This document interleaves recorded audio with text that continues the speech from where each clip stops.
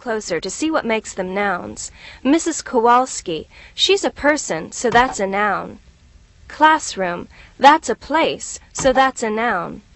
Then we have desk. Well, that's a thing, so that's also a noun. Okay, now trouble. A little tricky, this one, but it's sort of a concept, so it counts as a noun. We can put nouns into 4 categories, each one more exciting than the last. We've got common nouns, proper nouns, compound nouns, and collective nouns. The first category is the common noun. Common nouns are nouns that are, well, common. Another way to think of a common noun is that it's just one of a class of things. Here's how it works. Gecko is an example of a common noun because gecko is just a general word describing these frisky lizards. Some other common nouns are pencil, eraser, chalk, dictionary, and map. Here's something interesting about nouns. They can be singular or plural. But what does that mean? Well, if we have just one of a particular noun, then it's singular. One pencil, one dictionary, or one map. They're all singular nouns. But say we have 4 pencils, 3 dictionaries, and 2 maps. Well, those are all plural nouns because there are more than one of each. So singular, just one. Plural, more than one. The grammar gods have a particular name for the singular plural thing. They call it a noun's number. Kind of freaky, huh? Now, it's not like all these nouns are on some team together and they all need different numbers like 88, 12, or 26. Remember, a noun's number is either singular or plural. So take notice of this because it becomes important as we learn more.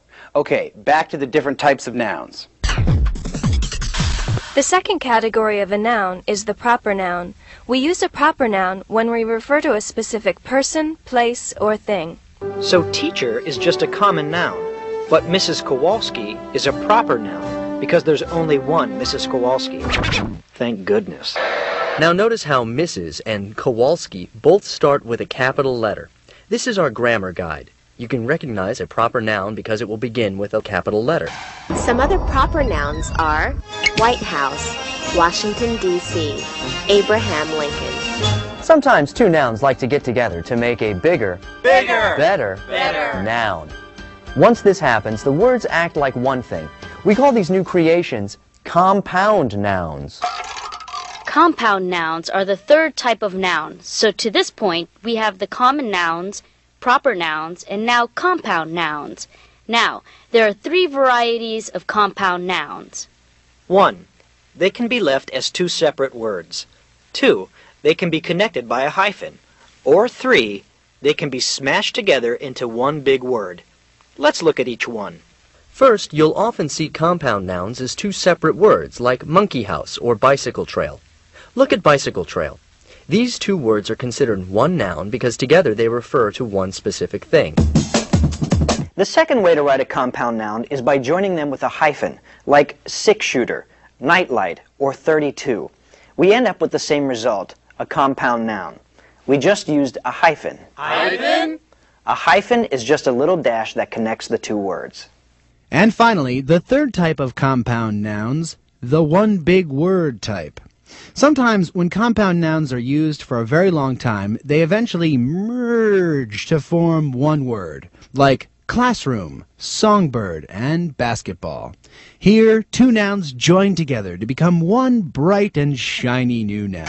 So those are the 3 types of compound nouns. 2 words connected by a hyphen, and the one big word. Now the 4th category of nouns is the collective form.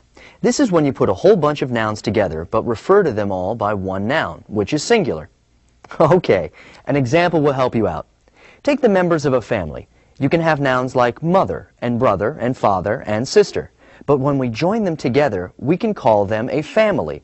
So family is a collective noun. And when we use the noun family, we consider it a singular noun. We say, the family loves going to the beach. This is an important point to keep in mind for later on when we talk about using these nouns in a sentence. So remember, even though collective noun usually refers to many different nouns, it is still considered to be singular.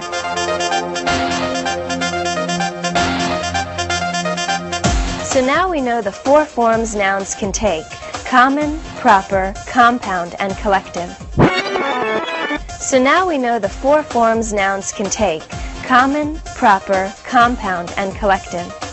We love nouns, and they're great things to have around when you're writing a sentence. But wouldn't it be nice if we had a word that could replace a noun so we don't have to use it over and over again in a sentence? We do! It's called the pronoun. Section B, pronouns. A pronoun is a word we substitute in the... To watch more free educational videos, visit our website, studioforlearning.tv. Stretch your brain online.